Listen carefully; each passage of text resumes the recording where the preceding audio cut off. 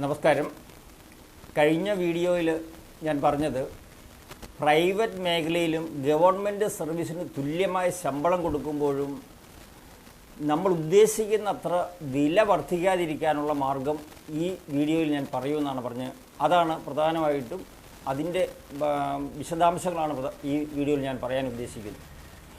അതിലേറ്റവും പ്രധാനമായിട്ടുള്ളത് GST എന്ന സംവിധാനം അവസാനിപ്പിക്കുക. ഇത് വെറും GSTക്ക് എതിരല്ല. GST ഇല്ലാതിരുന്ന കാലത്തേക്കാൾ മെച്ചമായിരുന്നു GST കൊണ്ടുവന്നപ്പോൾ. അതിൽ തന്നെ ഈയിടെ പല സാധനങ്ങളുടെയും GST കുറച്ച് അതിൻ്റെ ആ സ്ലാബിൻ്റെ എണ്ണവും കുറച്ച് വന്നത് കൂടുതൽ നല്ലതാണ്. പക്ഷെ അതുകൊണ്ടൊന്നും ആയില്ല. GST തന്നെ നമ്മുടെ രാജ്യത്ത് നിന്ന് ഇല്ലാതാക്കണം. ഇത് GST എന്നല്ല, പരോക്ഷ നികുതി നമ്മുടെ രാജ്യത്തുണ്ടാകരുത്. പരോക്ഷ നികുതി യഥാർത്ഥത്തിൽ ജനാധിപത്യ വിരുദ്ധമാണ്. കാരണം ഈ ജനാധിപത്യം ശരിക്കും പ്രവർത്തിക്കണമെങ്കിൽ ജനങ്ങൾ അവർ നികുതി കൊടുക്കുന്നത് എത്രയാണെന്ന് കൃത്യമായി അറിഞ്ഞിരിക്കണം. അത് പൂർണ്ണമായ അറിവോടുകൂടി നികുതി കൊടുക്കണം. അപ്പോൾ ജനങ്ങൾ ഈ നികുതി പണം ദൂർത്തടിക്കുന്നതിനും കൊള്ളകൾ നടത്തിക്കൊണ്ട് പോകുന്നതിനുമൊക്കെ എതിരെ പ്രതികരിച്ചു തുടങ്ങും. അതിനെ ഭയപ്പെട്ടിട്ടാണ് ശരിക്കും ഈ പരോക്ഷ നികുതിക്ക് ഇത്രമാത്രം പ്രാധാന്യം ഗവൺമെൻറ്റുകൾ കൊടുക്കുന്നത്. അത് അവസാനിപ്പിക്കണം. GSTക്ക് പകരം എന്താണ് സംവിധാനം എന്ന് നമ്മൾ ചെയ്യേണ്ടതെന്ന് ഞാൻ ഇതിൻ്റെ അവസാനം പറയാം. പക്ഷേ GSTയുടെ കൂടുതൽ ദൂഷ്യവശങ്ങളെ പറ്റി കൂടി ഏതാനും ചില കാര്യങ്ങൾ പറയാനുണ്ട്. ഒന്നാമതായിട്ട് ഈ GST വാങ്ങിക്കുമ്പോൾ, പരോക്ഷ നികുതി വാങ്ങിക്കുമ്പോൾ അത് സമ്പന്ന വിഭാഗത്തിന് കൊടുക്കാൻ വലിയ ബുദ്ധിമുട്ടൊന്നുമില്ല എന്ന് മാത്രമല്ല, അവരുടെ വരുമാനത്തിൻ്റെ ഒരു ചെറിയ ശതമാനമായിരിക്കും അവർ നികുതിയായിട്ട് കൊടുക്കുന്നത്. പക്ഷേ ദരിദ്രരെന്ന് പറയുമ്പോൾ അവരുടെ ചെറിയ വരുമാനത്തിൻ്റെ വലിയ ഒരു പങ്ക് GST കൊടുക്കണം എന്ന് മാത്രമല്ല, പലപ്പോഴും അവർ വളരെ വേദനിച്ചും വിഷമിച്ചു ഒന്ന് ജീവിതമാർഗം കണ്ടുപിടിക്കാൻ ശ്രമിക്കുമ്പോൾ, രണ്ടറ്റവും കൂട്ടുപിടിക്കാൻ ശ്രമിക്കുമ്പോൾ അതിന് തുരങ്കം വയ്ക്കുന്ന രീതിയിലാണ് അവർ ഈ ഇത്രമാത്രം നികുതി കൊടുക്കേണ്ടത്. അതിനുമപ്പുറം പലപ്പോഴും ജീവിക്കാൻ ഒരു വരുമാനമാർഗവുമില്ലാതെ കടം മേടിച്ച് നിത്യച്ചെലവ് നടത്തുമ്പോൾ കടം മേടിച്ച് ഗവൺമെൻറ് നികുതി കൊടുക്കേണ്ട അവസ്ഥകൾ വരുന്നു. എന്തിനാണ് ഈ നികുതി കൊടുക്കുന്നത്? ഇങ്ങനെ നികുതി കൊടുക്കുന്നത് ഗവൺമെൻറ് ഉദ്യോഗസ്ഥർക്കും ഭരണാധികാരികൾക്കുമൊക്കെ കൊള്ള ചെയ്തുകൊണ്ട് പോകാൻ, ദൂർത്തടിച്ച് തീർക്കാൻ. അതിനു വേണ്ടിയാണ് പാവങ്ങൾ കടം വാങ്ങിച്ച് നികുതി കൊടുക്കേണ്ടി വരുന്നത്. ഇത് നമ്മുടെ രാജ്യത്ത് മുന്നോട്ട് കൊണ്ടുപോകാൻ പാടില്ല. ഇനി ജനങ്ങളുടെ വരുമാനം വർദ്ധിച്ചാൽ പോലും ഈ പരോക്ഷ നികുതി നമ്മൾ ഒഴിവാക്കുകയാണ് പ്രധാനമായിട്ടും നമ്മുടെ രാജ്യത്ത് വരേണ്ട മാറ്റങ്ങളിൽ ഒന്ന്. ഈ രണ്ടാമത്തെ, അതുപോലെ തന്നെ നമുക്കറിയാം, ഈ നികുതി ജനങ്ങളിൽ നിന്ന് വാങ്ങിച്ചിട്ട് അത് കൃത്യമായിട്ടും നമ്മുടെ ഖജനാവിൽ അടയ്ക്കാത്ത ആളുകൾ, ബിസിനസ്സുകാരും ഒക്കെ ധാരാളമുണ്ട്. അതും ശരിക്കും പറഞ്ഞാൽ ഗവൺമെൻറ്റിനും പാവങ്ങൾക്കും ഒരുപോലെ ദോഷകരമായ കാര്യം. മറ്റൊരു വലിയൊരു കാര്യം പറയാനുള്ളത്, ഈ GST പിരിക്കുന്നതിന് നമ്മുടെ ഗവൺമെൻറ്റുകൾ വലിയ ചിലവാണ് വഹിക്കേണ്ടി വരുന്നത്. GST ഇല്ലാതാക്കുന്നുണ്ട്, പരോക്ഷ നികുതി ഇല്ലാതാക്കുന്നുണ്ട്, ആ ചിലവ് പൂർണ്ണമായിട്ടും ഇല്ലാതാകും. അപ്പോൾ രാജ്യത്തെ വിലയും വളരെയധികം കുറയും. അപ്പോൾ വില കുറയാനായിട്ടും രാജ്യത്ത് ക്ഷേമം ഉണ്ടാകാനായിട്ടും നമ്മൾ ഇന്ത്യയിൽ അവസാനിപ്പിക്കേണ്ട ഒരു ഏറ്റവും പ്രധാനപ്പെട്ട കാര്യം GST അല്ലെങ്കിൽ പരോക്ഷ നികുതി ഇല്ലാതാക്കുക എന്നുള്ളതാണ്. വില കുറയാനായിട്ട് രണ്ടാമത് ചെയ്യേണ്ടത് നമ്മുടെ ബാങ്ക് ലോണുകളുടെ പലിശ കുറയ്ക്കുക എന്നുള്ളതാണ്. എൻ്റെ രണ്ടാമത്തെ വീഡിയോയിൽ ഞാൻ പറഞ്ഞിരുന്നു, ഇന്ന് ഒരു മാനദണ്ഡവുമില്ലാതെ വൻ പലിശയാണ് പല ബാങ്കുകളും ജനങ്ങൾ ഈടാക്കിക്കൊണ്ടിരിക്കുന്നത്. പണ്ടൊക്കെ ബ്ലേഡുകാർ മാത്രം വാങ്ങിയിരുന്ന പലിശയാണ് ഇപ്പോൾ പല ബാങ്കുകളും വാങ്ങിച്ചുകൊണ്ടിരിക്കുന്നത്. ഇതിന് കൃത്യമായി കടിഞ്ഞാണിടണം. വളരെ എത്ര ചെറിയ പലിശയാക്കാൻ പറ്റുമോ അത്രയും ചെറിയ പലിശയാണ് രാജ്യത്ത് ഉണ്ടാകേണ്ടത്.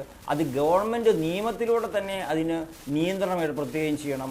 അതുപോലെ തന്നെ ആ വീഡിയോയിൽ ഞാൻ പറഞ്ഞതുപോലെ പിഴപ്പലിശകൾ എന്ന സംവിധാനമില്ലാതാക്കണം.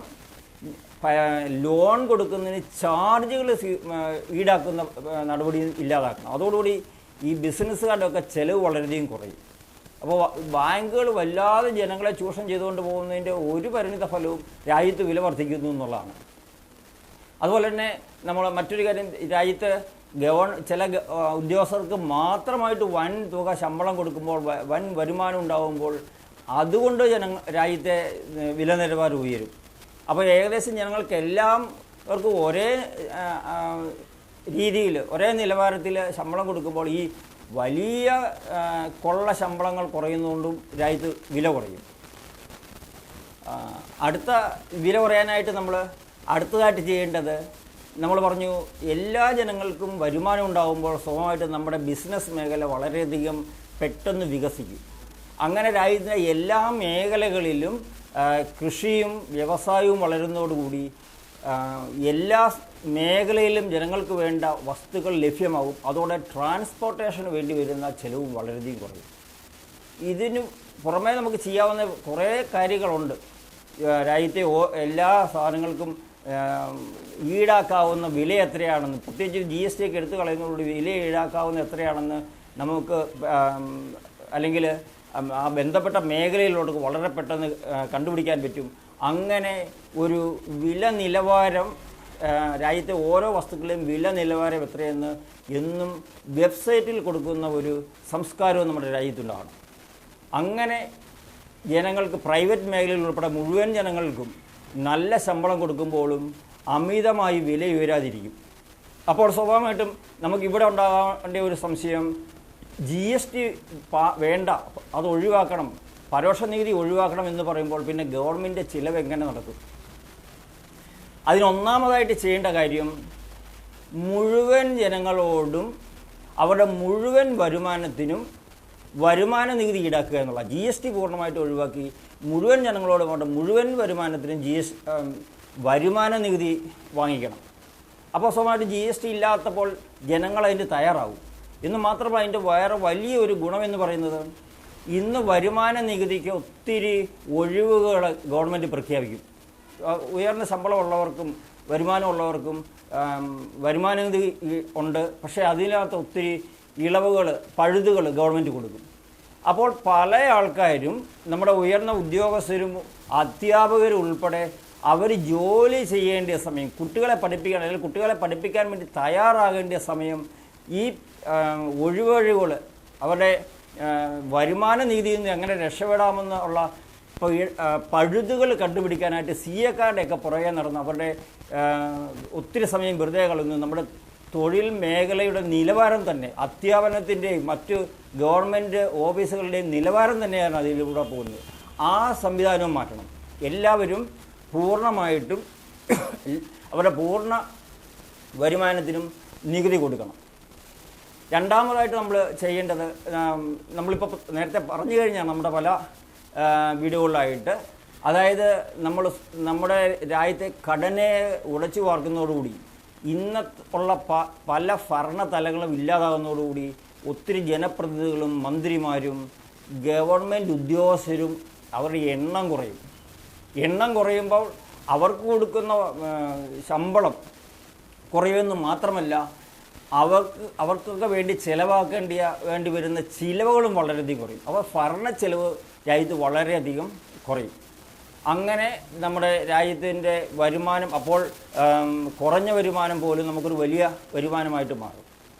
പിന്നെ അടുത്തത് ഏറ്റവും പ്രധാനപ്പെട്ട, അതായത് എല്ലാവരോടും പരോക്ഷ നികുതി, എല്ലാവരോടും വരുമാന നികുതി വാങ്ങിക്കുന്നത് പോലെ, GST ഒഴിവാക്കുന്നത് പോലെ ഏറ്റവും പ്രധാനപ്പെട്ട ഒരു കാര്യമാണ് രാജ്യത്തെ സകല സൗജന്യവും എടുത്തു കളയണം. ആർക്കാണ് സൗജന്യം വേണ്ടത്? ജനങ്ങളെ സൗജന്യം, അവർക്ക് ജീവിക്കാൻ ആവശ്യമായ കൂലി കൊടുക്കാതെ, അവരുടെ അധ്വാനത്തിന് കൂലി കൊടുക്കാതെ അവർക്ക് സൗജന്യം കൊടുക്കുന്നതിനാണ്, ജനങ്ങളെ അടിമകളാക്കാൻ വേണ്ടിയാണ്. ഈ രാഷ്ട്രീയ പാർട്ടികളൊക്കെ ഇവിടെ കൂലി കൊടുക്കാതെ ജനങ്ങൾക്ക് സൗജന്യം വാരിക്കോരി കൊടുക്കാൻ വേണ്ടിയിട്ട് ഓടി നടക്കുന്നത് ഈ ജനങ്ങളെ അവരുടെ അടിമത്തിൽ ഇടാനാണ്. എന്ന് മാത്രമല്ല, ഈ സൗജന്യം എന്നും പറഞ്ഞ് രാജ്യം ചെലവാക്കുന്ന പണത്തിൽ വലിയൊരു തുകയും അത് ആർക്ക് കൊടുക്കുന്നോ അവർക്കല്ല എത്തുന്നതെന്നും നമുക്കറിയാം. അത് ഒത്തിരി ഇടത്തട്ട് നിൽക്കുന്ന ഉദ്യോഗസ്ഥർക്കും ജനപ്രതിനിധികൾക്കും രാഷ്ട്രീയക്കാർക്കും അങ്ങനെ പലരതിൽ നിന്ന് വെട്ടിച്ചുകൊണ്ട് പോകുന്നതിൻ്റെ ബാക്കി ഒരു ചെറിയ തുക മാത്രമാണ് ഈ പാവങ്ങൾക്ക് സൗജന്യമായിട്ട് കിട്ടുന്നത്. ഇനി അങ്ങനെ പാവങ്ങളും വേണ്ട, സൗജന്യവും വേണ്ട, അടിമത്വവും വേണ്ട. അതിലൂടെ രാജ്യത്തിൻ്റെ വലിയ ഒരു ചിലവാണ് മാറുന്നത്.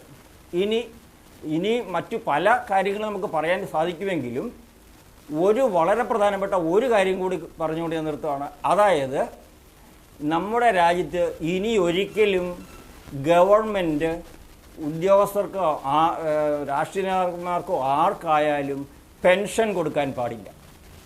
അതായത് രാജ്യത്താർക്കും പെൻഷൻ വേണ്ടെന്നല്ല ഞാൻ പറഞ്ഞത്, രാജ്യത്തെ മുഴുവൻ ജനങ്ങൾക്കും പെൻഷൻ വേണം. 60 വയസ്സ് പൂർത്തിയായാൽ മുഴുവൻ ജനങ്ങൾക്കും പെൻഷൻ കൊടുക്കും. പക്ഷേ ഗവൺമെൻറ് ഒരൊറ്റ വ്യക്തിക്ക് പോലും പെൻഷൻ കൊടുക്കാൻ പാടില്ല. അതിന് നമ്മുടെ രാജ്യത്തുണ്ടാകേണ്ട സംവിധാനം എന്താണെന്നാണ് ഞാൻ അടുത്ത വീഡിയോയിൽ പറയാൻ ഉദ്ദേശിക്കുന്നത്.